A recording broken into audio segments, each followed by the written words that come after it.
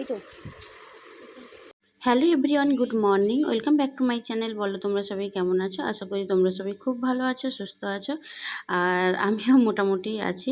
তো যাই হোক, চলো অনেক দিন পরে তোমাদের সঙ্গে আবার একটা ব্লগ শেয়ার করছি। আর এখন না শরীরের এমন কন্ডিশান যে ব্লগ বানাবো, এডিট করব, ওই এনার্জিটুকু পাইই না।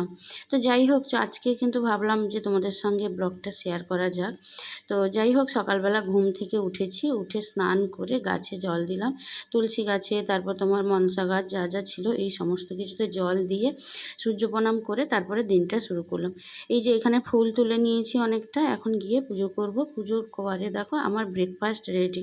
এই যে দেখছো এখানে 3টে ডিম নিয়েছি। অ্যাকচুয়ালি আমি 3টে ডিমের পুরো কুসুম বাদ দিয়ে ডিমটা খেয়েছি, আর 2টো ডিম খেয়েছি, আর একটা ডিম কিন্তু আমার ভাইয়ের জন্য ছিল।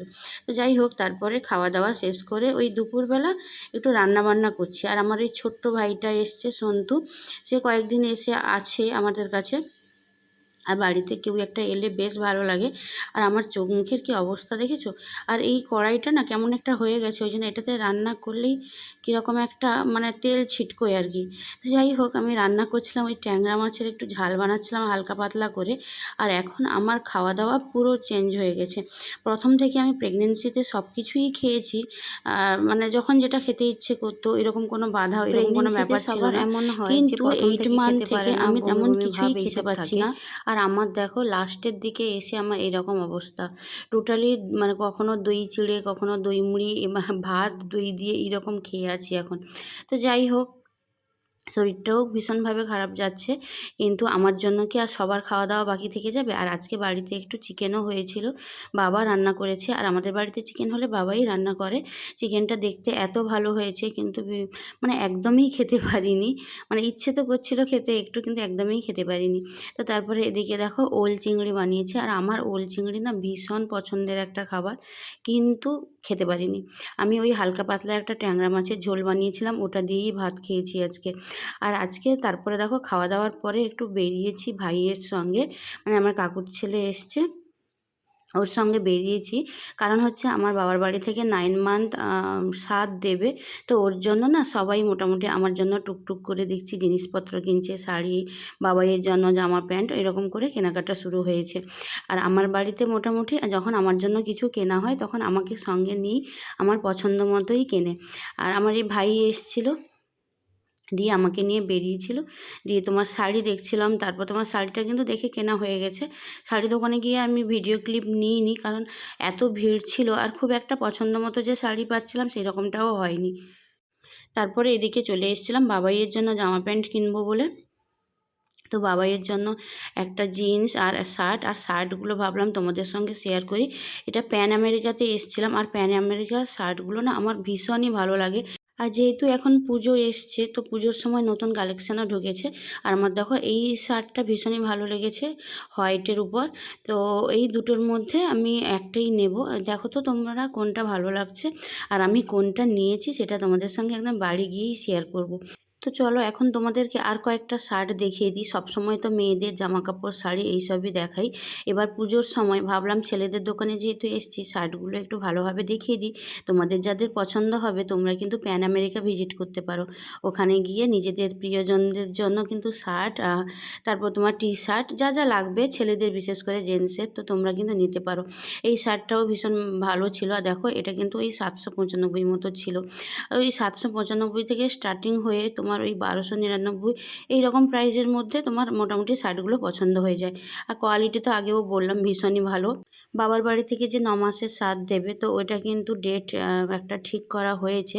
তো এই ডেটটা যদি কনফার্ম হয় তাহলে আমি নিশ্চয়ই তোমাদেরকে ডেটটাও জানাবো, কবে কী ব্যাপার, কীরকম আয়োজন হয়, সবটাই চেষ্টা করব তোমাদের সঙ্গে শেয়ার করার। আর বিশেষ করে এই স্পেশাল মুহূর্তগুলো একটু ক্যাপচার করে রাখার, বা এই মানে তুলে রাখার তো খুবই ইচ্ছে হয় যে এই স্পেশাল মুহূর্তগুলো আমি পরে আবার দেখতে পাবো যদি আমি ভিডিও বানিয়ে রাখি বা তোমাদের সঙ্গে শেয়ার করে রাখি। তো যাই হোক, তারপরে আরও বেশ কিছু শার্ট, ওইগুলো তোমাদেরকে ছোট্ট করে দেখিয়ে দিলাম। দেখো তোমাদের যদি ভালো লাগে। আর কি বলো তো, আমার বাড়ির সবাই ভীষণই এক্সাইটেড, কারণ আমার এইরকম একটা স্পেশাল ডে। আর সবাই আমার জন্য অনেক কিছু চিন্তাভাবনা করছে বাড়ির, বিশেষ করে কাকু কাকিমা, তারপর হচ্ছে পিসিমণি, তারপরে মাসির বাড়ি থেকে, মামার বাড়ি থেকে, নিজের বাবা মা, মানে সবাই মোটামুটি অনেক রকম চিন্তাভাবনা করছে এই দিনটা নিয়ে। তারপরে এই দেখো রাস্তায় এসে এই ডাবের দোকান থেকে ভাই বলল যে, দিদি ডাব খেয়ে নাও, দিয়ে বাড়ি চলো। তো যাই হোক, ডাব টাব খেয়ে বাড়ি এসেছি। আর মা এখন বের করছে শাড়ি জামা কাপড়গুলো দেখছে। এই হচ্ছে আমার শাড়ি, যেটা আমি এনেছি। দোকানে গিয়ে কোনো রকম ভিডিও বানাইনি, কারণ প্রচণ্ড ভিড় ছিল, ইচ্ছেও করেনি। আর অনেক বাছাবাছির পরে এই শাড়িটা নিয়েছি। আর আমি তো এই রকম টাইপের সিল্কের শাড়ি পরি, তোমরা তো সবাই জানো, কারণ আমার কাছে এই রকম সিল্কের শাড়ি অনেক কালেকশান, কম করে 7টা 8টা তো আছেই।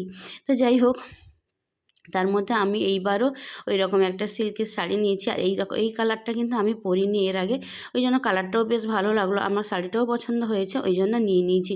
আর তোমরা কিন্তু জানিও এই শাড়িটা কেমন হয়েছে। আমার মা একটু নতুনত্ব শাড়ি পছন্দ করে, কিন্তু আমি সবসময় যেহেতু এই একই রকম শাড়ি কিনি, তো মা আমাকে সবসময়ই বলে যে সবসময় একই রকম শাড়ি কেন কেনা হয়, একটু নতুনত্ব কিছুতে কিনতে পারিস। আর কি বলো তো, এই শাড়িগুলো না বাজেটের মধ্যেও চলে আসে। আর এই শাড়িগুলো তুমি যেমন খুশি পরো, গুছিয়ে রেখে দাও, 5 বছর পরেও তোমার শাড়ি যেমনকে তেমনই থাকবে। আর অন্যান্য তুমি অন্য টাইপের শাড়ি নাও, একবার দুবার পরার পরে দেখা যাবে কোথায় একটু কিছু হয়ে গেল বা কিছু হলো, কিন্তু সিল্কের শাড়িগুলো তোমার আজীবন থেকে যাবে। ওই জন্য না আমি একটু সিল্কের শাড়ি বেশি পছন্দ করি। তো যাই হোক, তারপরে দেখো এদিকে বাবাইয়ের প্যান্ট আর শার্ট, এই কালারের প্যান্টটা নিয়েছি, কারণ যতগুলো ও প্যান্ট পরেছে ওইগুলো সমস্ত দেখি ডেনিম কালারের। কিন্তু ভাবলাম যে এইটা একটু আনকমন কালার, এই কালারটা ওর পছন্দ হবে কিনা জানি না, কিন্তু নিয়ে নিয়েছিলাম। ভাবলাম যে না, এই কালারটা পরেনি, এই কালারের একটা জিন্স নিয়ে নিই। প্যান আমেরিকাতে তোমার শার্ট রিজনেবল প্রাইসের হলে কি হবে, জিন্সগুলো কিন্তু প্রচুর দাম। এই জিন্সটাও মোটামুটি অনেকটাই দাম নিয়েছে।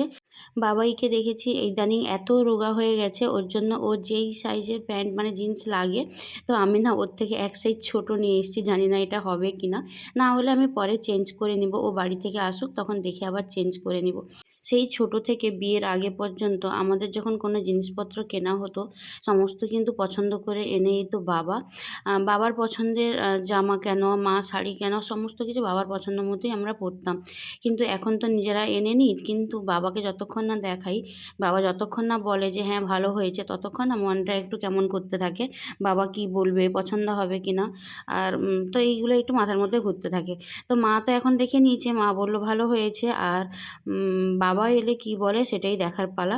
তো তারপরে দেখো আমার ওই ভাই একটু বেরিয়েছিল, দিয়ে মায়ের জন্য একটা মানে তোমার ওই কাপ কেকগুলো হয় ওইগুলো মিয়ামোর থেকে নিয়ে এসেছিলো, দিয়ে এখন মা খাচ্ছে। আমার এই ভাই ছোটোবেলায় চিনি খাওয়ার জন্য প্রচুর কান্নাকাটি করতো, মানে ভাতে ওকে চিনি দিতে হবে, মুড়ি খেলে চিনি দিতে হবে, আর অনেকটা পরিমাণ। এখন তো সেভাবে মিষ্টি খায় না। ওকে তাই বলছিলাম যে তখন ছোটোবেলায় তোর জেঠিমা তোকে চিনি খাইয়েছে, আর এখন তুই তো জেঠিমাকে এখন মানে কেক খাওয়াচ্ছিস মিষ্টি। তো যাই হোক, সময় শেষ তখন সেটা বলছিল যে সত্যি ছোটোবেলায় একটু চিনির জন্য কত কাঁদতাম, আর এখন মিষ্টিই খাই না। সকালবেলা যে সেই একটু বেরিয়েছিলাম, তাতেই আমার কীরকম কোমর ব্যথা, হাত পা যন্ত্রণা করছিল। আর তাই সন্ধ্যাবেলা একটু টুকটাক জিনিসপত্র কেনার ছিল, ওই জন্য সুমিকে বলে দিয়েছিলাম, ও সন্ধ্যার সময় সব কিছু এনে দিয়েছে, যা যা লাগবে, যা যা লিস্ট করে দিয়েছিলাম। আমার এই প্রেগনেন্সি জার্নিতে প্রথম থেকে একটাই সমস্যা ছিল, সেটা হচ্ছে যে গা হাত পা চুলকোনো। এটা তো সকার কী রকম যে কী হয় জানি না, কিন্তু আমার এই প্রবলেমটা ছিল। আর আমি ডক্টরের সঙ্গে কনসাল্ট করানোর পরেও মেডিসিন দিয়েছিল, মেডিসিনও খেয়েছি, তাতেও কিন্তু আমার কোনো রকমভাবে কোনো কিছু কমেনি। পরে মানে যেটা সবাই বলে যে তোর এইটাই প্রবলেম, আর এটা পরে যখন বেবি হয়ে যাবে তখন ঠিক হয়ে যাবে। তো এই দেখো, এই জন্য কিন্তু আমি কত কত করে ডেটল সাবান, ডেটল, তারপর ওই সবই ইউজ করি, তাতে একটু কিছুই লাভ হয়নি। আর তো একটা মাসের ব্যাপার, তো তারপরে আশা করি এই গা হাত পা চুলকানো সব কিছু চলে যাবে। তারপর দেখো সবাই মিলে বলল যে ফুচকা খাবে, দিয়ে দিয়ে এখন এই ফুচকার প্রিপারেশান চলছে। কিন্তু এত ফুচকার প্রিপারেশান চললে কি হবে, আমার তো আর সেইভাবে খাওয়া হবে না, আমি খেতে পারবো না। এইরকম সন্ধ্যাবেলা তেলে ভাজা, আমার টোটালি এইসব খাবার দাবার সম্পূর্ণটা বন্ধ, ওই জন্য একদমই কিছু খেতে পারছি না। তো যাই হোক, এইগুলো দেখো বাজার থেকে কিনে আনা ফুচকা, তো এইগুলোকে মা ভালো করে এখন মানে ভাসছে, আর দেখো কত বড় বড় করে গোল গোল করে ফুলে গেছে। আমি তো আলু টক ঝোল ওইসব খেতে পারবো না। এই গোল, গোল ফুচকাগুলো নিয়ে এমনি খালি মুখে খাচ্ছিলাম, বেশ ভালো লাগছিল। এমনি দোকানের ফুচকাগুলো একটু পাতলা, পাতলা হয়, এইগুলো একটু মোটা, মোটা। তারপর দেখো আলুটা মাখিয়েছে দেখো পেঁয়াজ, লঙ্কা কত কিছু দিয়ে। তারপর এদিকে তেঁতুল জলটাও রেডি করেছে আর কত, কত ফুচকা নিয়ে সব গোল হয়ে বসে গেছে। আমার ওই ছোটো ভাই যে এসছে সে, তারপরে আমার ভাই সুমি আর আমার ওই যে ভাইটা সে কিন্তু দুপুরবেলা খাওয়া দাওয়া করেই চলে গেছে। আমাকে সব জামাকাপড় সমস্ত কিছু এনে দিয়ে। আজকের ব্লগটা এখানেই এন্ড করলাম। ব্লগটা কেমন লাগলো অবশ্যই জানাবে। ব্লগটা যদি ভালো লাগে please do like, comment and subscribe. সবাই খুব ভালো থাকো, সুস্থ থাকো। সবাইকে টাটা।